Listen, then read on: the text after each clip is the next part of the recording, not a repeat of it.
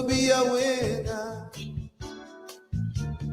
You don't have to steal to get it done. You don't have to lie and call me brother. Sometimes I think I just about had enough. Another war begins in South Africa. Oh my God. Another night of shambles, guns and knives. And the reason why it's so easy to discover is them diamonds in the ground worth more than my life. People make me cry. Sometimes when I'm alone, people make me cry. People make me sad. Some people in this world, they make me sad. Oh, been there.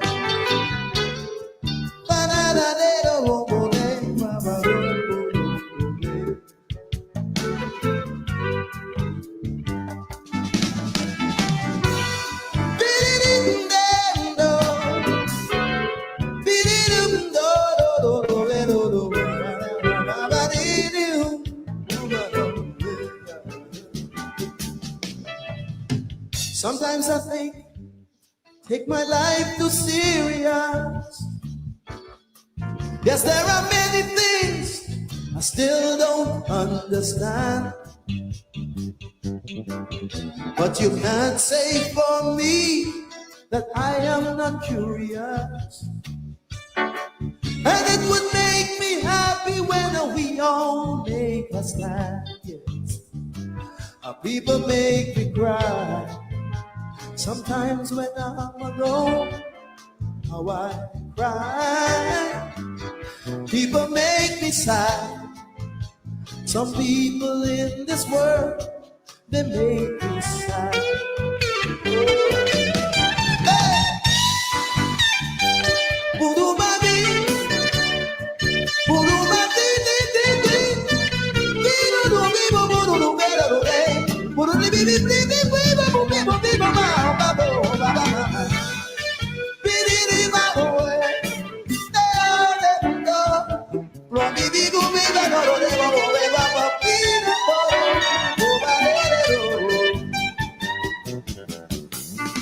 sometimes I think I take my life too serious. Yes, there are many things I still don't understand. But you can't say for me that I am not curious. And it would make me happy when we all make a stand. People make me cry. Sometimes when I'm alone, how I cry. People make me sad. Some people in this world, they make me sad. I'll tell you why. Because you don't have to cheat to be a winner. No, no. You don't have to steal to get enough. You cannot take my life away and still call me brother. Sometimes I think I just about had enough. What? You take my home, you take my pride, you still want to use me? Oh, you're cutting my inside out like a knife. You cannot take it all away and still abuse me. It's them diamonds in the crown worth more than my life. People make me cry. Sometimes when I'm alone, how I cry. People make me sad. Some people in this world, they make me sad. People People make me cry.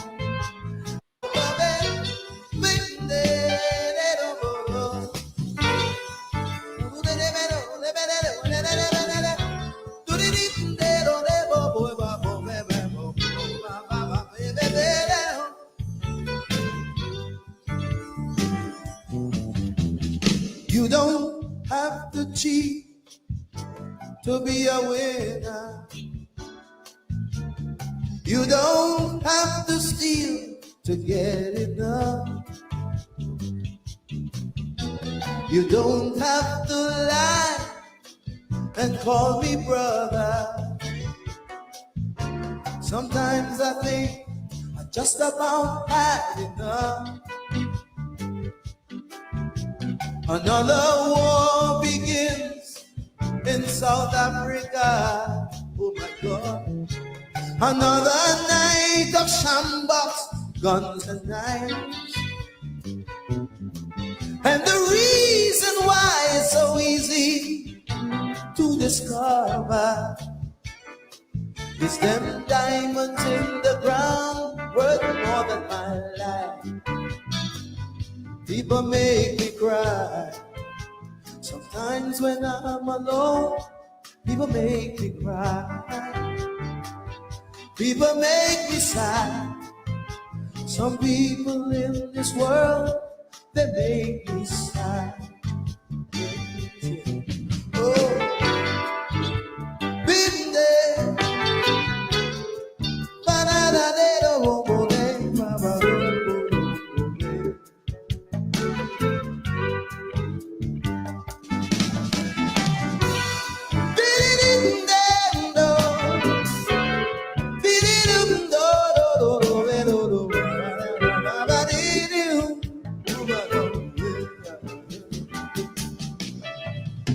Sometimes I think, take my life too serious.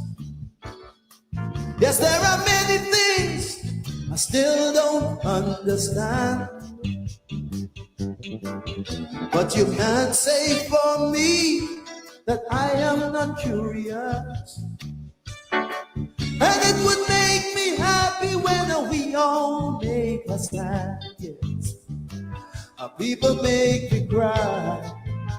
Sometimes when I'm alone, how I cry. People make me sad. Some people in this world, they make me sad. Hey!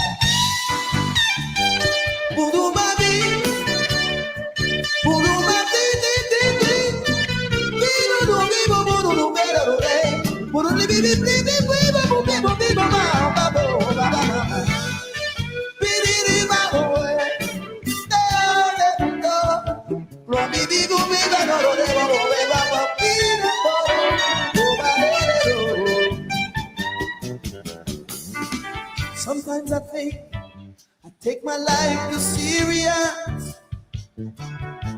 Yes, there are many things I still don't understand. But you can't say for me that I am not curious. And it would make me happy when we all make a stand. People make me cry. Sometimes when I'm alone, how I cry. People make me sad. Some people in this world, they make me sad. I'll tell you why. Because you don't have to cheat to be a winner. No, no. You don't have to steal to get enough. You cannot take my life away and still call me brother. Sometimes I think I just about had enough. What? You take my home, you take my pride, you still want to use me. Oh, you're cutting my inside out like a knife. You cannot take it all away and still abuse me.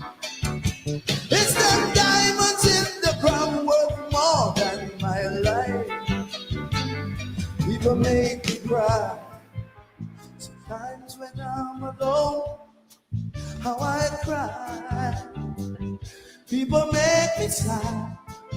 Some people in this world, they make me sad. People make me cry. Sometimes when I'm alone, how I cry. People make me sad. Some people in this world, they make me sad. Oh, I hold me down today, and still abuse me. It's them diamonds in the ground worth more than my life. To get enough, you cannot take my life away and still call me brother. Sometimes I think I just about had enough. What? You take my home, you take my pride, you still want to use me. Oh, you're cutting my inside out like a knife. You cannot take it all away and still abuse me. It's them diamonds in the ground worth more than my life. People make me cry. Sometimes when I'm alone, how I cry. People make me sad. Some people in this world, they make me sad. People make me cry. Sometimes when I'm alone, how I cry. People make me sad. Some people in this world, they make me sad. Oh, I go, hold me down the day. Oh, my day, hold me down the door. Hold me down the day. Oh, my down the day. Hold me down the door. Oh, my day, hold me down the day. Hold me down. Oh, my down the day. King Michael Rudder, one of my favorites, little known song. It's called Africa. Some people make me sad. You don't have to cheat to be a winner. You don't have to thief to make it. You cut my inside and then you call me brother. Sometimes I just think I've had enough. The words of wisdom from our Shantwell, the philosopher poet of Calypso, David Rudder. Some people make me sad. You don't have to cheat to be a winner. You don't have to steal to get it done.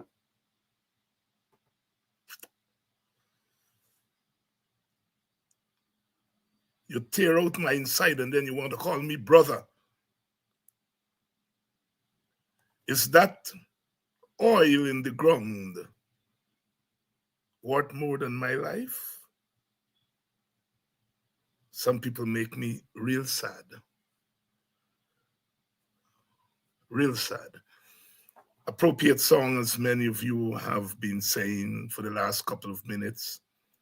Appropriate calypso to start us off tonight on a Wednesday night. I want to thank all of you for coming through. Tonight we want to talk. I want to start tonight by reading a press release that was released by the WPA today, and then we'll talk. The WPA has received information that distribution of the $100,000 cash handout has commenced at several government agencies. We welcome this development. However, many public servants have contacted us to express their concern that they're being forced to have pictures of their identification cards taken by the personnel doing the distribution. They're also asked to say where they voted at the last election. Those who have refused to follow these instructions are being told that they would not get the handout. WPA notes that the government has repeatedly said that the only requirement for receiving this handout is the presentation of a valid identification card or a Guyana passport. The government must answer the following questions. Why these added requirements now? Why does the government want copies of ID cards? What does information about where someone voted at the last election have to do with receiving a cash handout? What is the linkage between elections and the cash handout? Why was there no public announcement that recipients would have to meet these added requirements? What does the government intend to do with the pictures of the ID cards and with information of where people voted at the last election? WPA can only conclude that its initial suspicions that there were hidden motives behind this initiative was not far-fetched. We have always been suspicious that voters, rather than all citizens, are being targeted for the handout. At a time when opposition parties are trying to get GCOM to address the issue of voter impersonation, and the governing party stoutly resisting any moves in this direction, the government's forced acquisition of people's ID cards is an ominous sign. Something sinister is afoot. It is not out of place to suggest that this exercise could be linked to an orchestrated effort by the ruling party to tamper with the elections long before election day. If this suggestion is proven to be correct, our country could be in for a rough ride in the lead up to the election. WPA therefore condemns in the strongest terms this latest development. We call on GCOM, local stakeholders, and the international community to take note of this development. We call on the government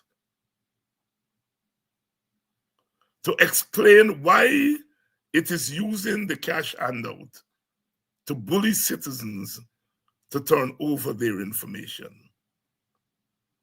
In the meantime, we ask Guyanese to refuse to turn over their personal information to the government agents. End of release.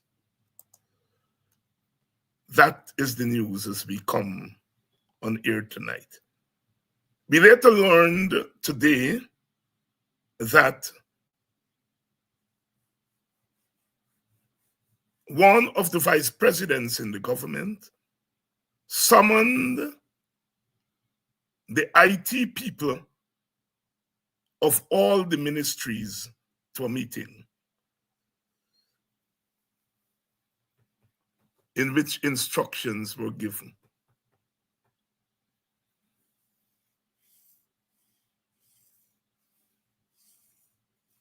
Sisters and brothers, good evening and welcome to tonight's program.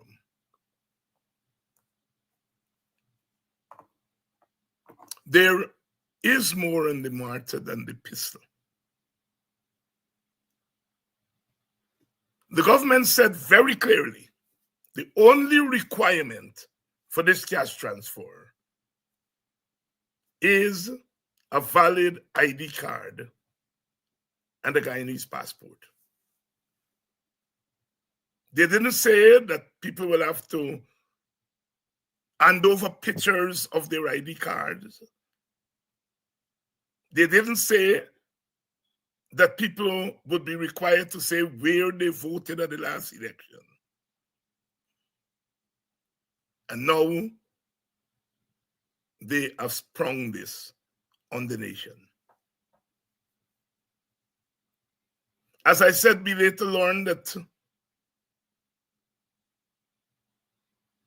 the IT people from the ministries were all summoned to a meeting with a vice president.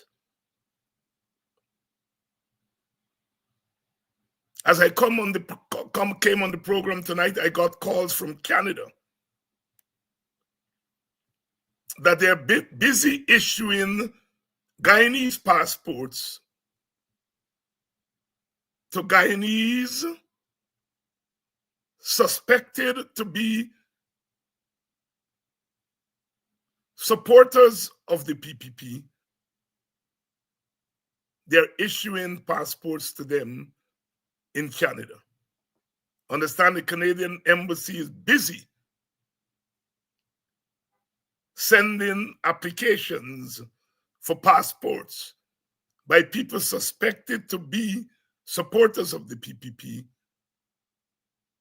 to Guyana, and they're issuing these passports willy-nilly in Canada.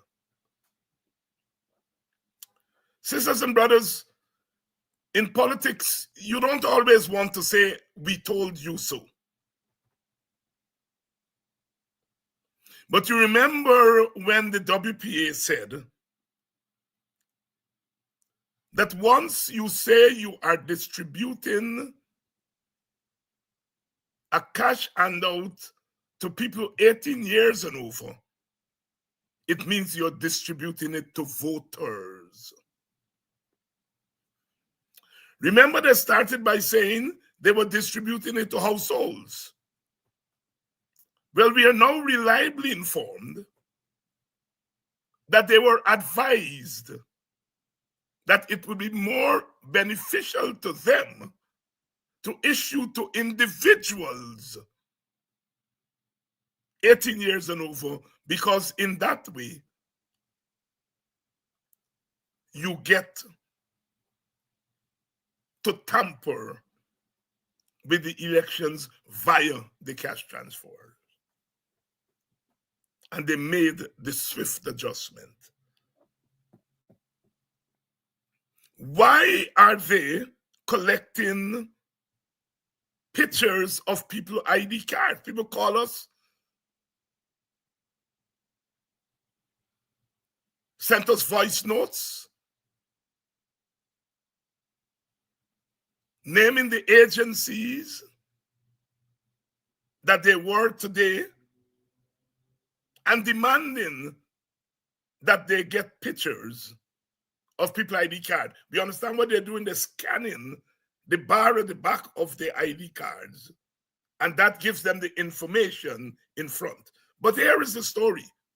The government already has the information on your ID card because you have to register to get an ID card. Why they want this new information now? And then they're asking people, bullying people, to say where they voted at the last election. Sisters and brothers, you all understand why? Why this government is so insistent on not wanting biometrics, not wanting to clean the photos, is because, you see, the government itself, Jack Dio, said, if you go to biometrics, It's getting a new voters list by the back door.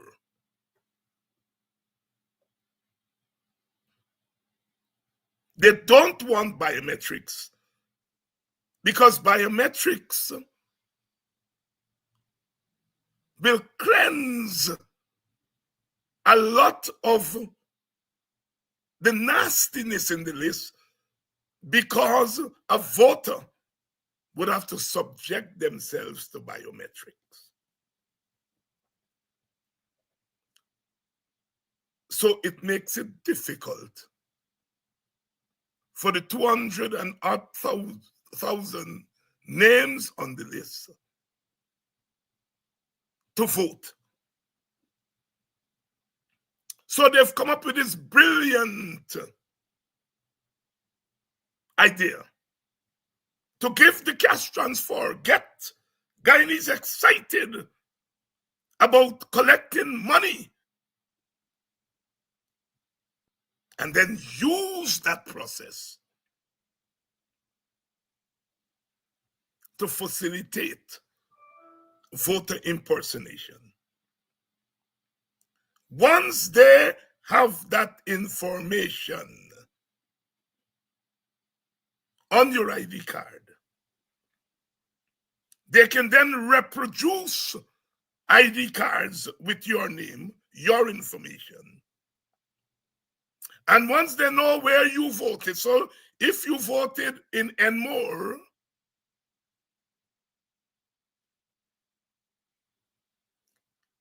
your information will be taken. Somebody will get your identity and you will vote at Canal, across the river. You all understand what's happening here? Eh? Collect your ID information, reproduce new identification cards. The reason they want to know where you voted at the last election, because if you are John Thom and they know that you voted in Plaisance, and they create a new John Thom ID,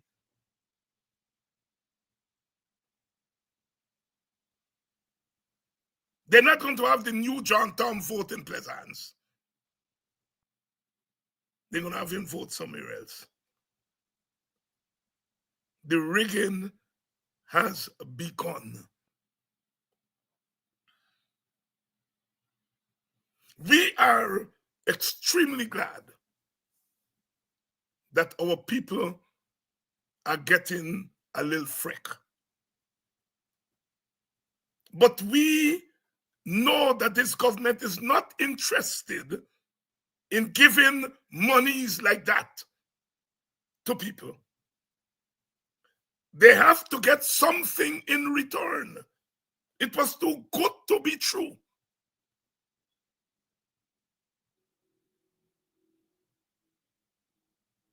And now we know.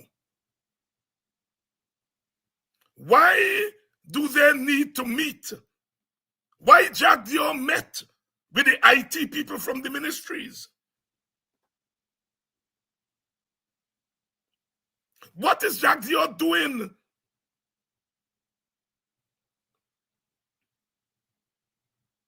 We are reliably informed that he met with the IT people from the ministries.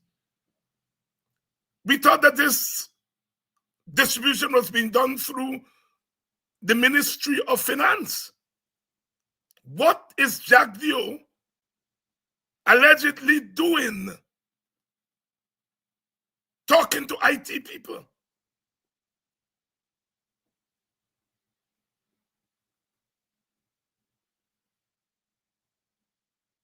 We smelled a rat, and we were not wrong.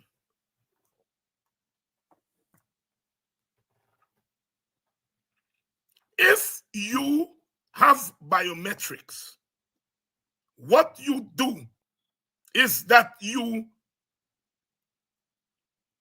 reduce the possibility of somebody voting twice because they have to do fingerprint. And if you present your fingerprint twice, you're likely to get catch.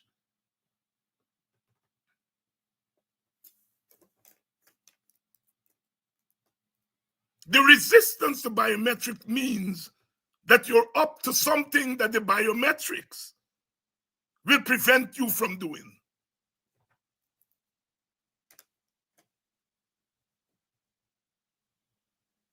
And as we said, many of you said that extending the cash transfer to people overseas who are Guyanese was loaded.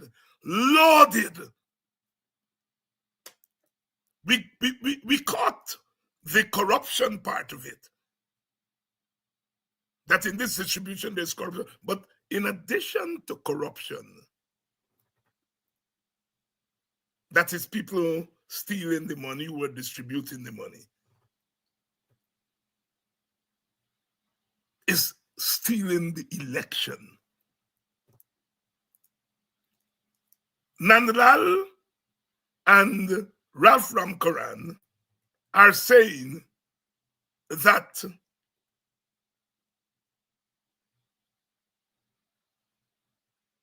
to get biometrics, we have to have constitutional change.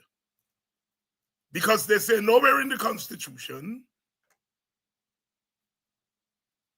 does it give a requirement for voting beyond being a registered voter. So there's no requirement for technology for biometrics. We are arguing that while the Constitution is silent on whether you can use technology, the Constitution does not in any way prevent the use of technology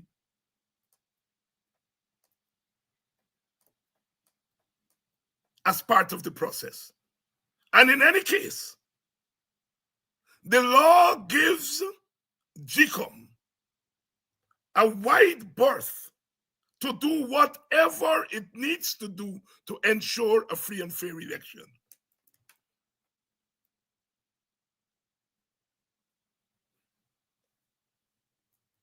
The Chief Justice ruled that GCOM has the power to correct any flaws. And that is what led GCOM to go to the recount. Now, some people think that the recount is unconstitutional because the Constitution says that if one has a quarrel, then you go to a petition. But the election law also says that GCOM has the right to correct any flaws before the end of the elections. As constitutions go, sometimes they say things that appear contradictory. My example I like to give is the American Constitution. The 10th Amendment of the American Constitution says all powers not given to the states, not all powers not given to the federal government are reserved for the states. All powers not given to the federal government are reserved for the states.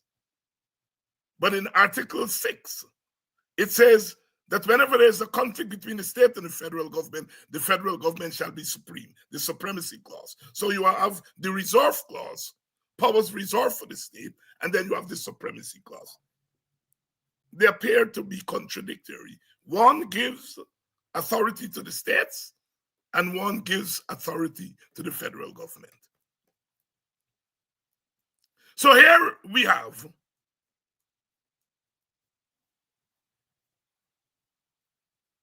the Constitution saying that you need to be registered to be a voter, nothing else beyond that.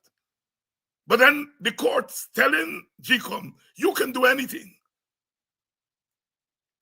including a recount. And one has to presume, including taking measures to ensure that the elections are free and fair. You see, the Constitution doesn't talk about free and fair elections.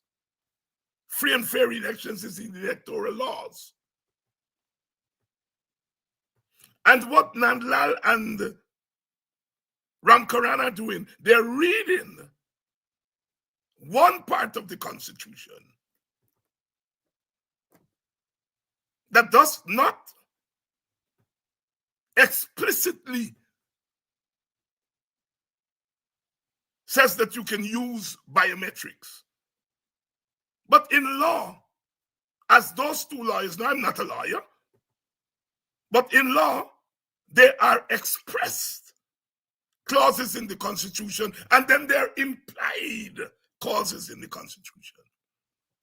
And that is what the Chief Justice used implied law to say that if something is going wrong, GCOM has the right. Because if you say GCOM is in charge of elections, then you are implying that GCOM has the responsibility to ensure that elections are free and fair. So there's express clauses in the contract, are express clauses. And then there are things that are implied or inferred in the Constitution. You see, some of these bright people like to think because we don't read the law, we don't understand how the law works. So ultimately, it's GCOM.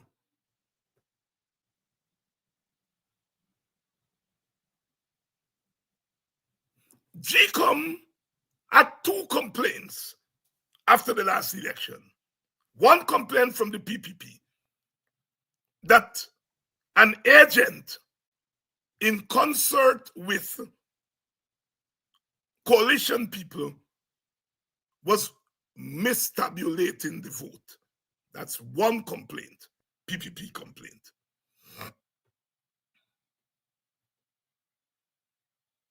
They went to court. The court said to GCOM, fix it. GCOM said, okay, the way we fix it, we're going to go to a recount. Before, if you were following the Constitution, then GCOM should not have gone to recount. GCOM should have told the PPP and told the Chief Justice, let the PPP bring an election petition. Because that's what the Constitution says. If you have problems with the election, you wait until the election's over and you go to petition. But the Chief Justice says, I am reading it broader than that to say that GCOM doesn't have to wait for a petition. It can fix the problem. And GCOM proceeded to fix the problem through a recount. But in the process of fixing the problem, GCOM encountered some other problems. These were brought to their attention by the APNU AFC. When the boxes were opened, they found almost 5,000 people who they suspected were not in the country but voted. The APNU AFC people did their field work and they came up with these almost 5,000 names. They took 2 samples of those names, GCOM shared, and sent them to the police, the immigration people. The immigration people sent back to say the majority of these names indeed were not in the country, but some of them were in the country. In a sample of 2005, they found that 173 of them were not in the country and 32 of them were in the country.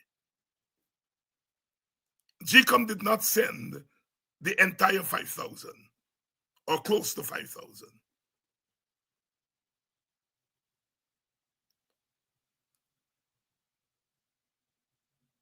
The APNU AFC also found that there were 48 boxes on the East Coast without statutory documents. Now, anybody knows that once you're dealing with the law, you have to present your documents. And here, in an election, you have 48 boxes, the equivalent of almost 10,000 votes. 10 to 12,000 votes, the equivalent of 2 to 3 seats. That were without statutory documents.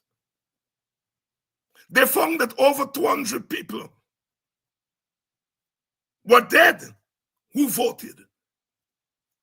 Now, GCOM now has complaints by the PPP that there was mistabulation of Region 4. They also have complaints by the AFC, APNU, that there were boxes without statutory documents, and there were people who voted who were not in the country. If GCOM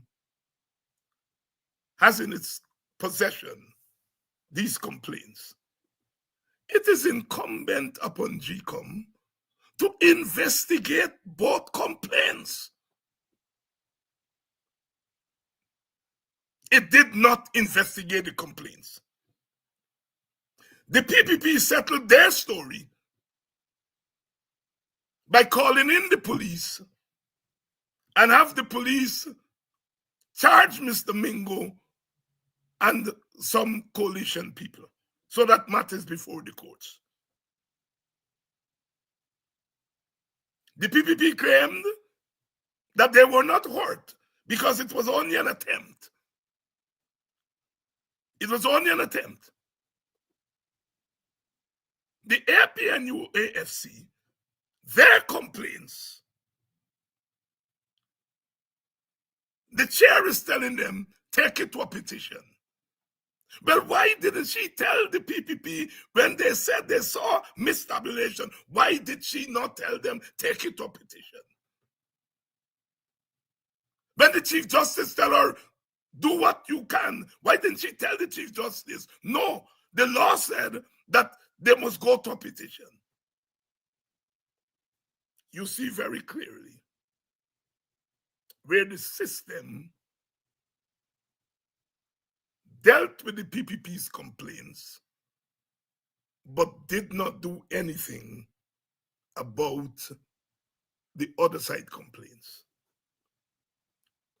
Outside of the court, outside of petitions, GCOM, if they are running an election, they needed to say, there are these complaints, we should investigate to determine the validity or invalidity of these complaints. And if we found that there was any validity to these complaints, we put mechanisms in place to prevent them from happening in the future. If GCOM had done an investigation of voter impersonation, it has the evidence from the police. Whether it was 1 or 173 or 373 or 473 people who voted who were not in Guyana, it was enough for GCOM to say, we have to stop it. And had GCOM done its own investigation, it has the evidence. And the logical thing to do to stop vote impersonation is to go to biometrics. So the fact that there are no biometrics now is as a result of the chairman of GCOM. So when Nandlal and Ram Karan are now telling us we have to change the constitution and there is no time to change the constitution, then they have to point the finger at GCOM. Because at GCOM done an investigation 4 years ago, 3 years ago, and found that there was voter impersonation and there is need for biometrics. The constitutional change could have been done already. So, who must suffer because of GCOM's dereliction of duty? Who must suffer because of Claudette Singh's dereliction of duty? The opposition. And that is against natural justice. That is a human rights, civil rights violation. By civil rights, it means that public good that is given to some must be given to all. And if GCOM took care of the PPP's complaints and it has done nothing about the APNU AFC complaints, that's a civil rights violation because you're denying one side a public good that the other sides have.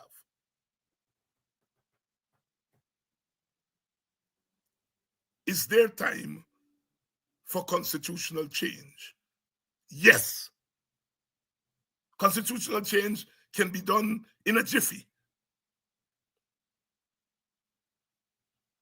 It doesn't take 9 months to change a constitution. There are clear guidelines on how you change a constitution.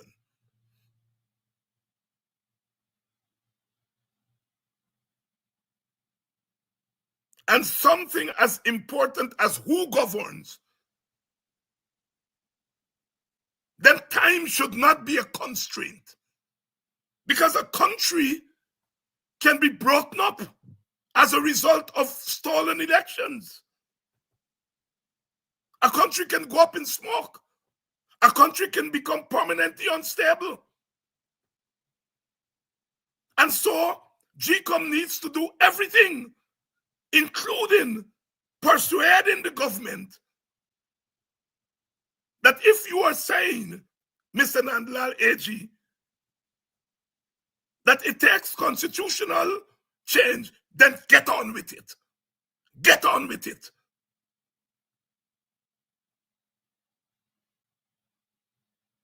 Some of us happen to believe that you don't need constitutional change. You need a simple law by the majority of Parliament. But they're saying you need constitutional change and get on with it. But you see, they're saying you need constitutional change because the next argument is that you do not have time for constitutional change. So if we accept their argument that there's need for constitutional change, then do it. The opposition leader said he's prepared to support it. The AFC said they're prepared to support it. The WPA said we are prepared to support it. Whatever it takes. And we are saying if it takes more than the 9 months or 11 months or whatever number of months that are left, on Jadio's calculation, we have a year left. You're telling me we cannot get constitutional change to facilitate biometrics in a year? We can.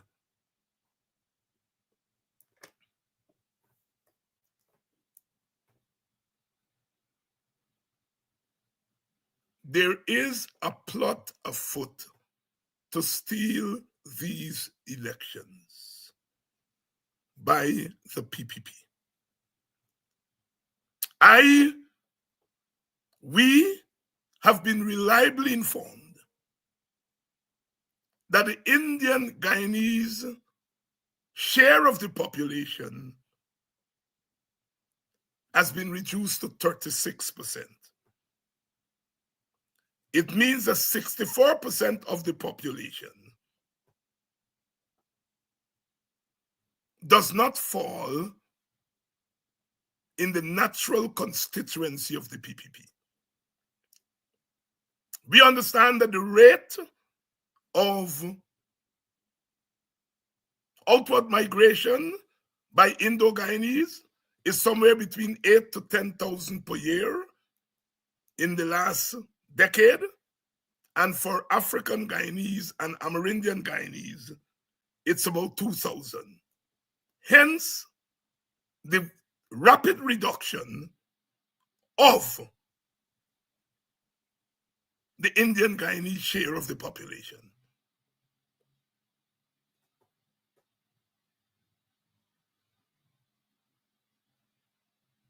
Now, your share of the population is not your share of the vote.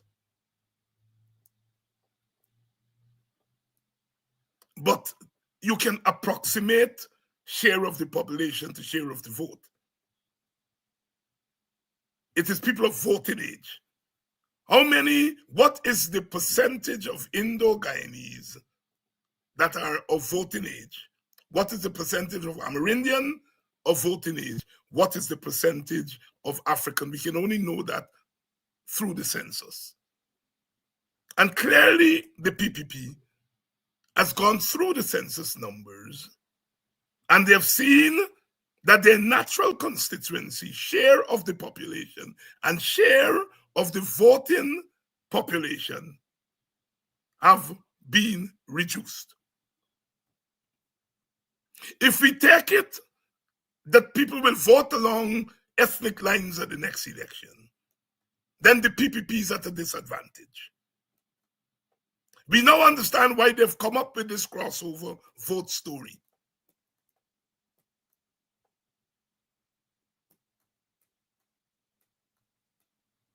They realize at the local government election that this thing about trying to get African people to buy their votes and thing will give them a few votes, but wouldn't give them enough to win a national election. So they've given up on that. They realize that their share of the Amerindian vote is not going to be enough to make up. If every Indian vote for them, plus their share of the Amerindian vote, they will fall short. So they have to steal the votes. They're not able to buy enough. So they now have to steal the rest. And they have 200,000 names on the list from which to steal. So they will be stealing lawfully, because they're saying, the Chief Justice says, you cannot take people's name off the list. Government can do anything. You go to court, you go to Parliament, and Parliament passes a law that the electoral roll will no longer be extracted from the list of registrants, and that the electoral roll would be done via household registration. You go to Parliament and pass a law to extricate, to break away the electoral roll from the list of registrants. You pass a law. Say the electoral roll shall be complied by household registration and shall be delinked. You pass a law. You got 12 months to do it. They're making us think that it's impossible to delink the voters list from the list of registrants. They're making us think that it's impossible to change the constitution to facilitate biometrics. These things can be done in the next couple of weeks.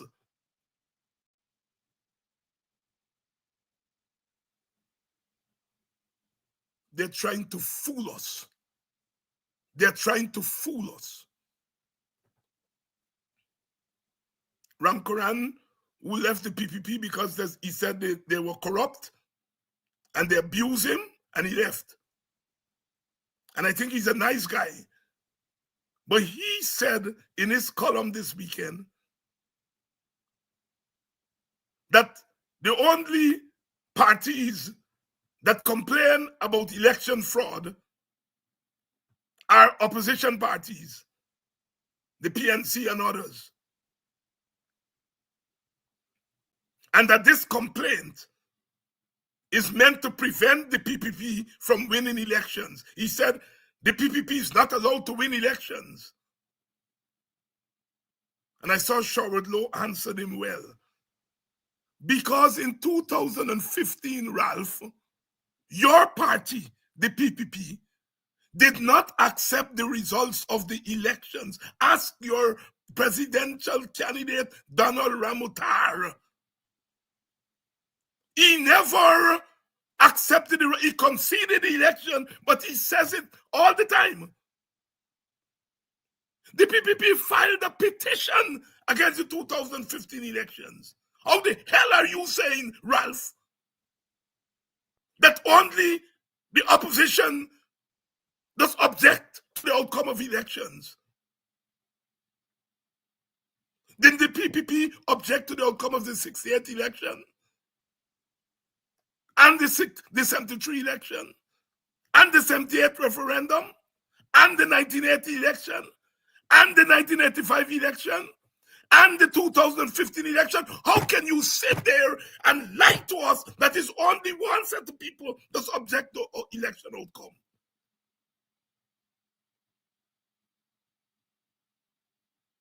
But these people have no respect for us. I hate to say that about Ralph Ramkaran because I like him. He's a nice guy. I don't think he's a corrupt guy. But he's falling in line. What does Ralph Ramkaran have in common with the PPP?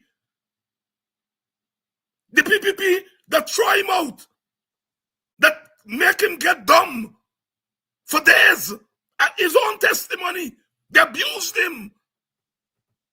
And yet, he's falling in line with them. What does he have in common with them? I don't think Ralph is ideologically in line with Jack Dio and them. I don't think they have any respect for him. I don't think he has any respect for them. And I'm asking the question, what does he have in common with them? Or you answer the question, because you all know the answer. People who abuse you, people who you say are corrupt, people who have no respect for you. You form a party and oppose them at the last election, and now you are fetching water for them. What do you have in common with them, Ralph Ramkaran? I know. All we know what you have in common with them. Sisters and brothers, they're trying to steal these elections. Jack Dio came out in defense of Claudette Singh. Here you are a competitor. And you are batting for the umpire. You are batting for the umpire. It means that you think the umpire is biased in your favor. That's why you're batting for the umpire.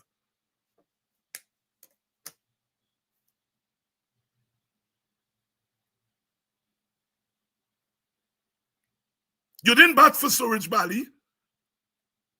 You called for Suraj Bali to go because you feel that Suraj Bali was biased. And the opposition feel that Claudette is biased and they're calling for her to go. You could call for Suraj Bali to go. You could say that Suraj Bali was biased. But the opposition cannot say that Claudette is biased.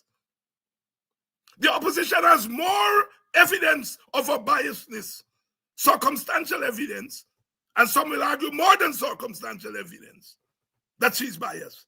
She has voted over 90% of the time with one side, an impartial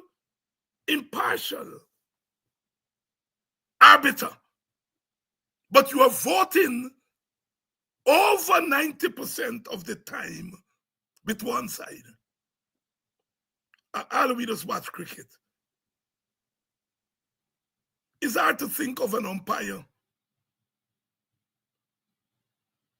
giving out only to people of one side and don't uphold any appeal from the other side. That is how used to happen in the old days. Don't happen now.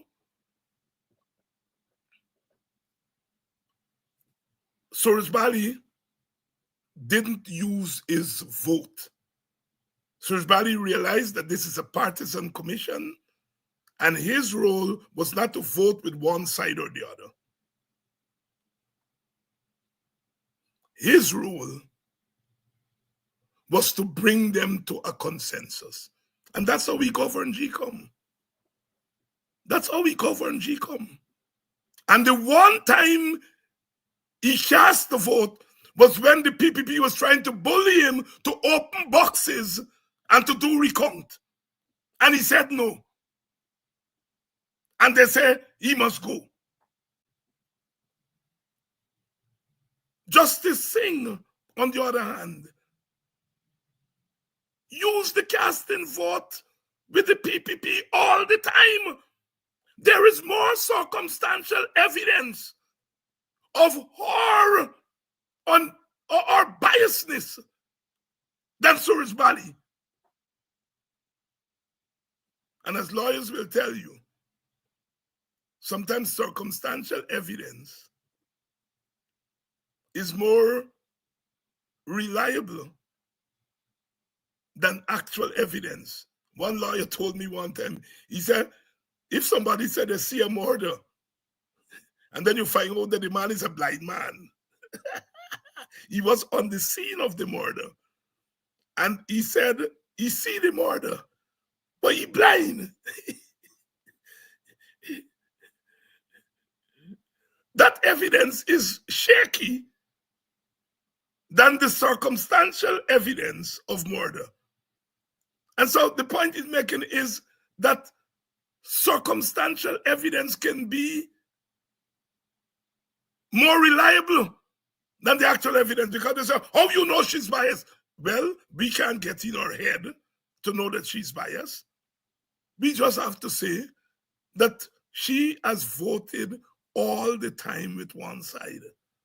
If you ask us to go in her head, we're not head surgeons, brain surgeons, and even brain surgeons can't tell you motive.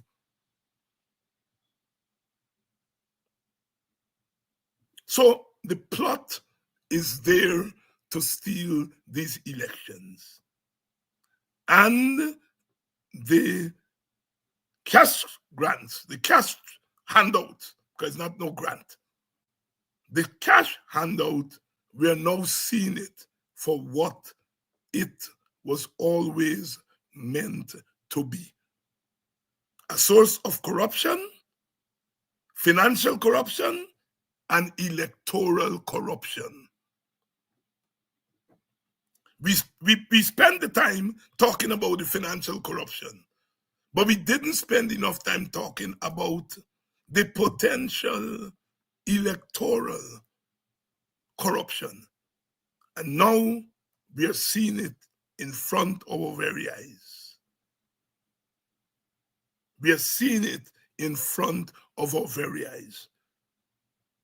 Give us the picture of your ID card. Tell us where you voted in that. What does that have to do with cash grant? Are you saying people who vote in boxing will get less than people who vote in a hinterland community? What are you? Why do you need where people vote? What is the relationship between place of vote and the cash grant? Are you saying people who live at the front of villages will get more than people who live at the back of villages? What is the relationship? There is no relationship between the two, except that the PPP wants to know where you vote. So when they're going to use your information on your ID card for voter impersonation, two Gloria pod don't turn up at the same polling station because the polling agents will be looking for them.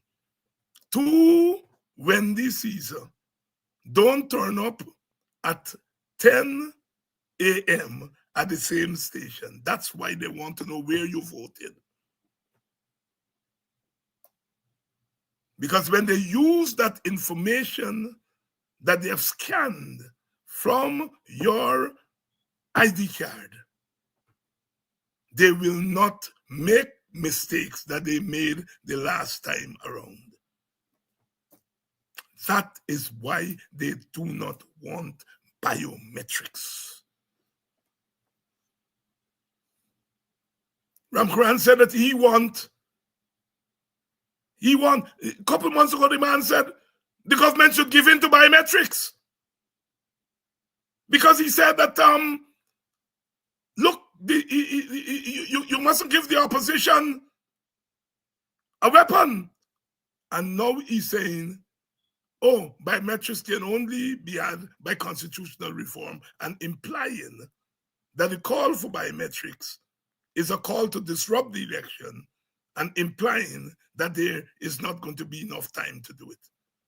What does Rav Ramcharan and Nandlal have in common? I ask that question again. In case you all see Rav, tell David asking that question. And David loves him.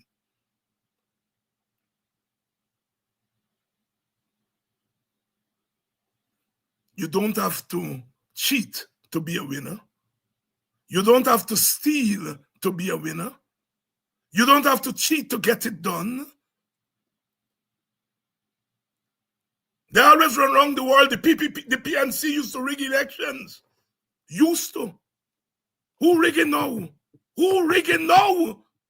Who is rigging now?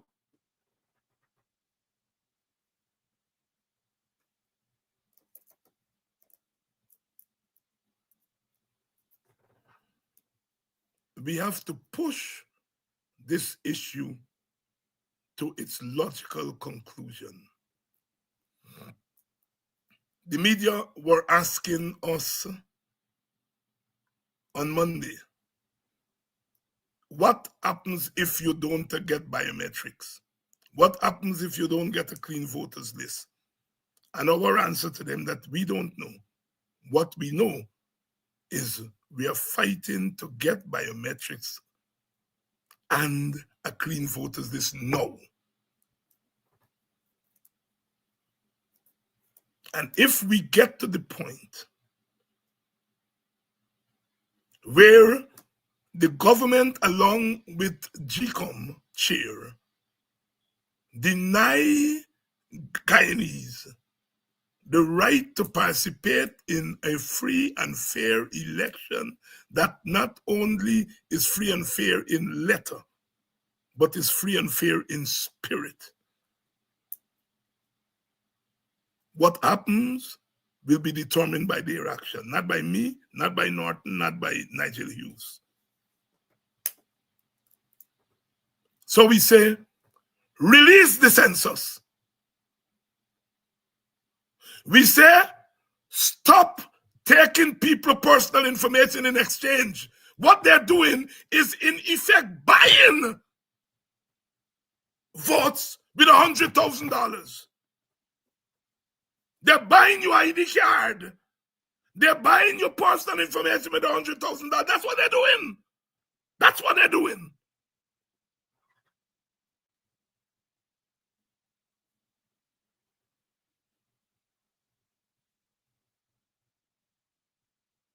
What are they doing in Canada? Distributing Guyanese passports. Now we all know that Guyana doesn't have dual citizenship. But we all know that there are people who are citizens of other countries who still hold on to the Guyanese passport. And now those passports are going to come in handy for the PPP.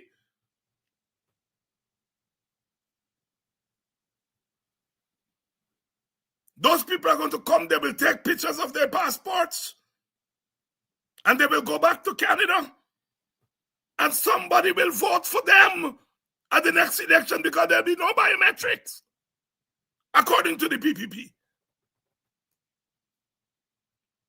They will come home for Christmas from Canada.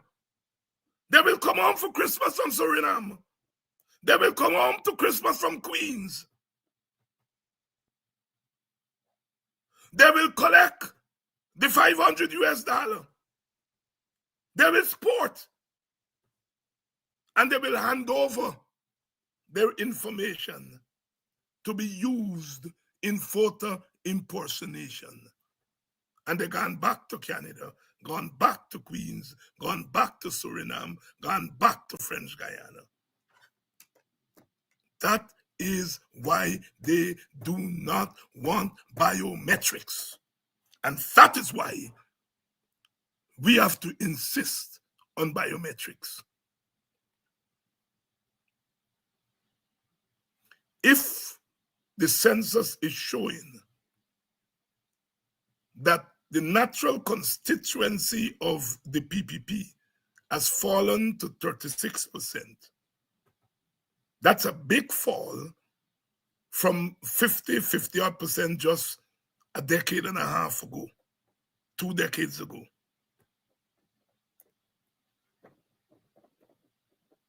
They try a thing to buy black people vote. They try a thing. They may be able to buy a few hundred, but the thousands that they were expecting to buy, they realize they can't buy it because the racists like David Hines are preventing them from buying it. Because we are saying to black people, they can't dig out your eye. They can't murder you and call you a brother and call you a sister. They don't like you. Not all of them, but enough of them don't like you because of your race.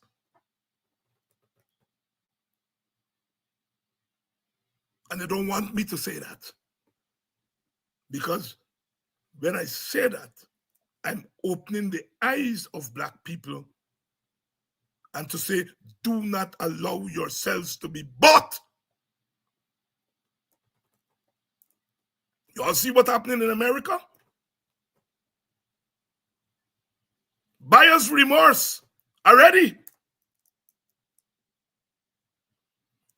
You try to punish the Democrats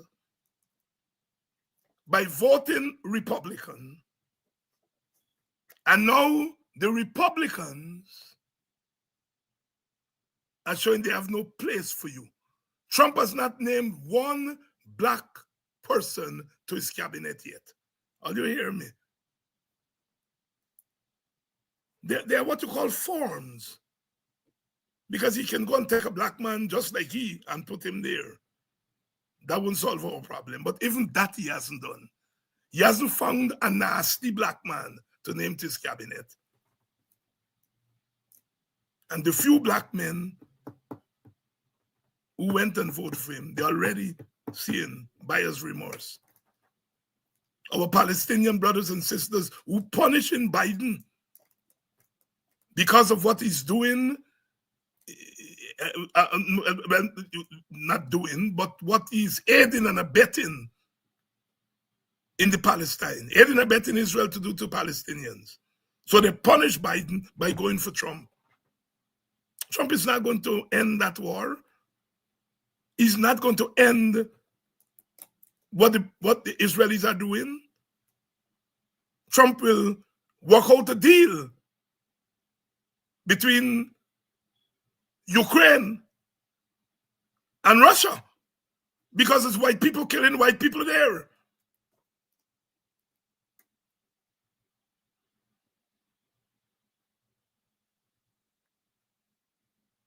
Black people, you all do not allow yourselves to be bought. And since they can't buy you,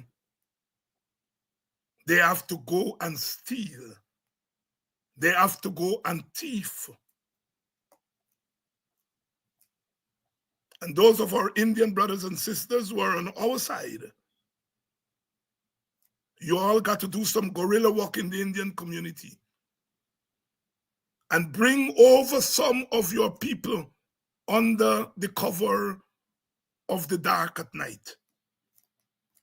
Because it's going to be difficult for Indian people to vote for us. They're going to torment them long before the election. But those of you who have already shown your hand, do guerrilla work in the Indian community. Do guerrilla work. You can't want me to go in and to do that kind of work. If I go into an Indian community, they know what I'm coming there for. But if our Indian brothers and sisters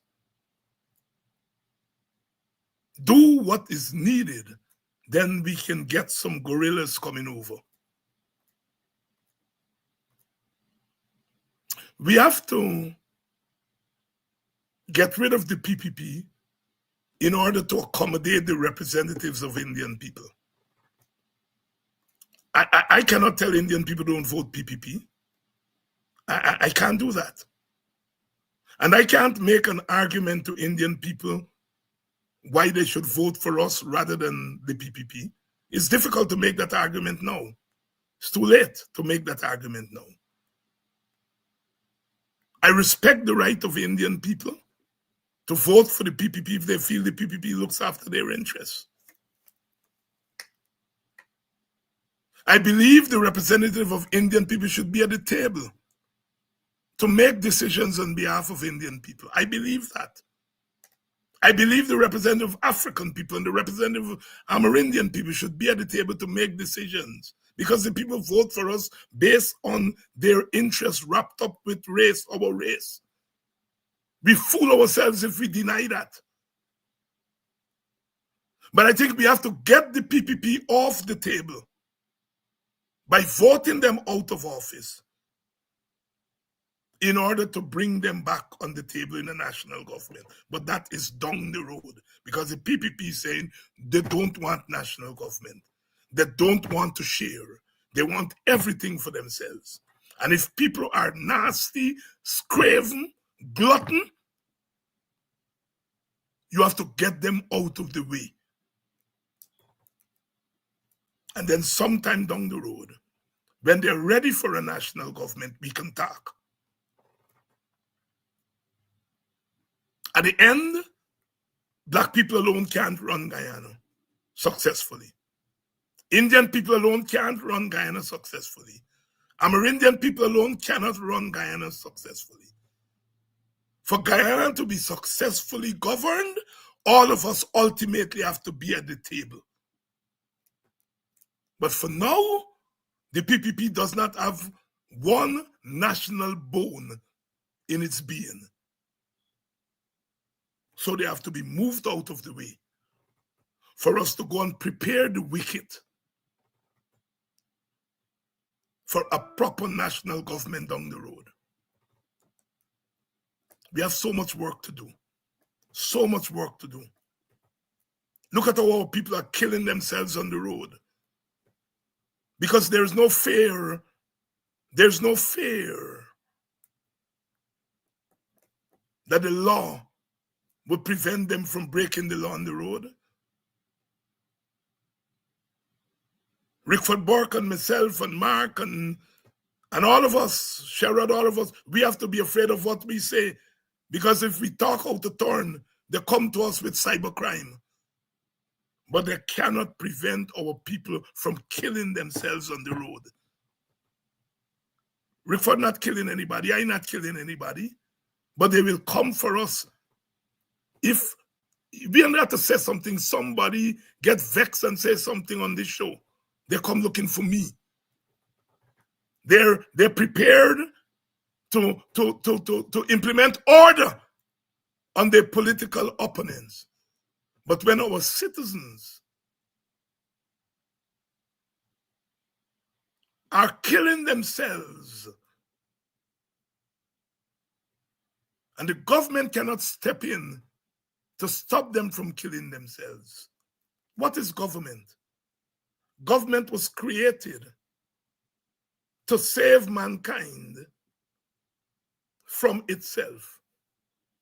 It was Hobbes who said, mankind in his natural state, his life would be short, nasty, and brutish. And so we create government to prevent us from being short, nasty, and brutish.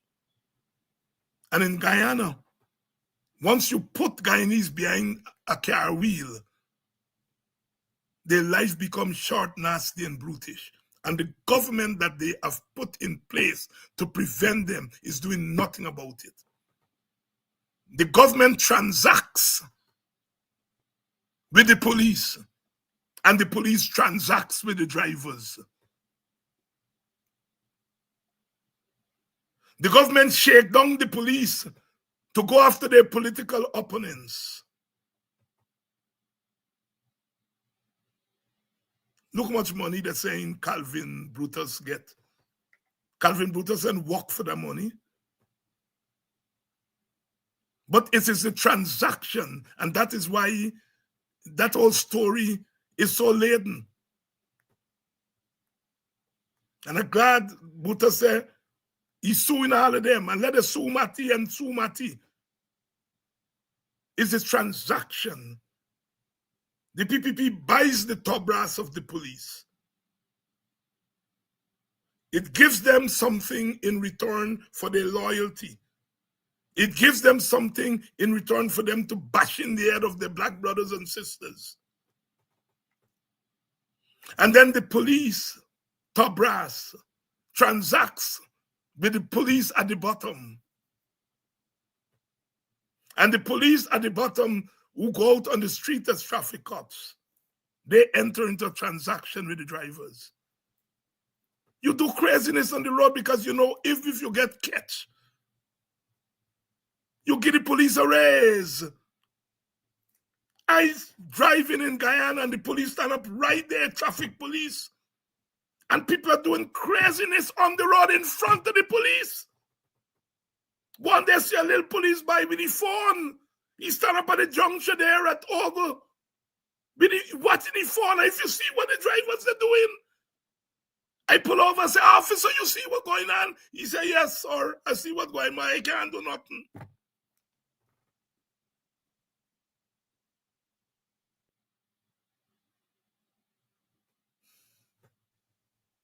That is the country we live in.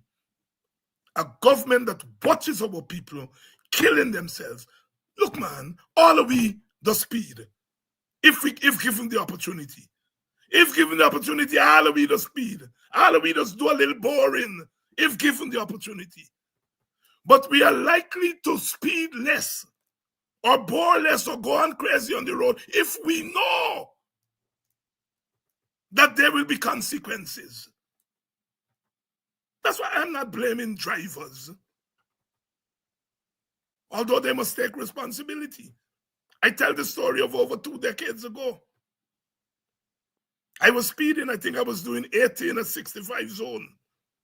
Hustling to go to the airport because I was late.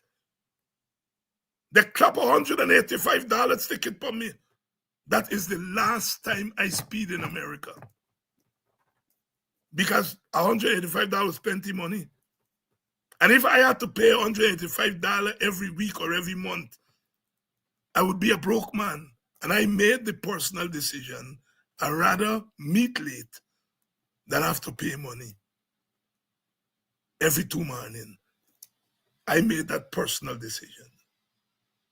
So yes, there's a responsibility for us as individuals, but we put a government to do things which we cannot do for ourselves. That's what government is there for.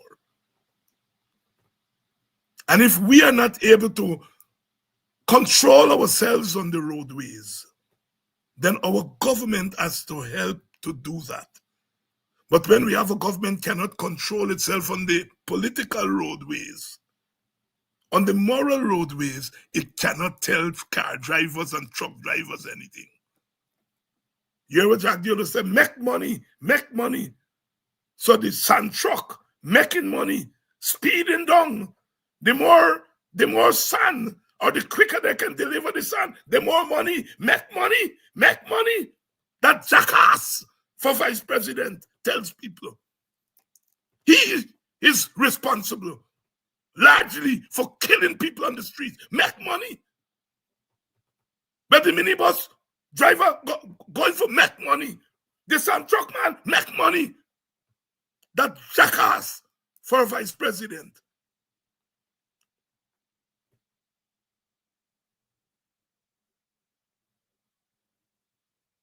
These people have absolutely no interest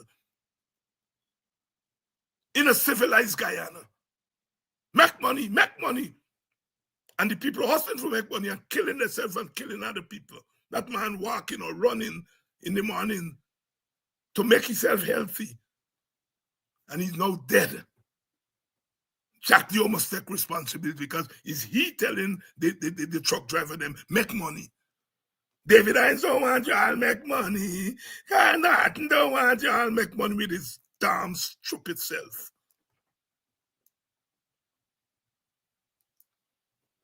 Make money at what cost? To your life? To other people's lives? Jack Dio ought to bag his face.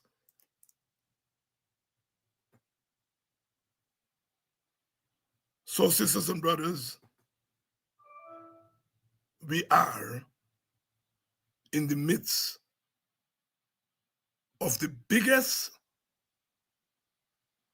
thief that we will see if we allow it to happen.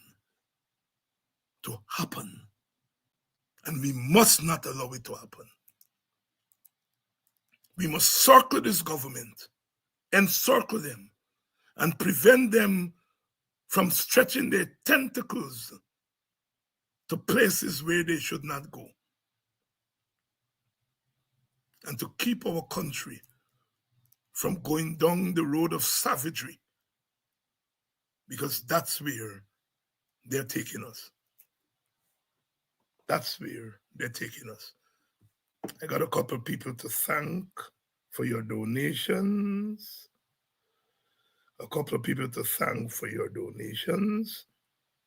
Thank you all. And I want to thank some of you all in advance for your donations to Politics 101.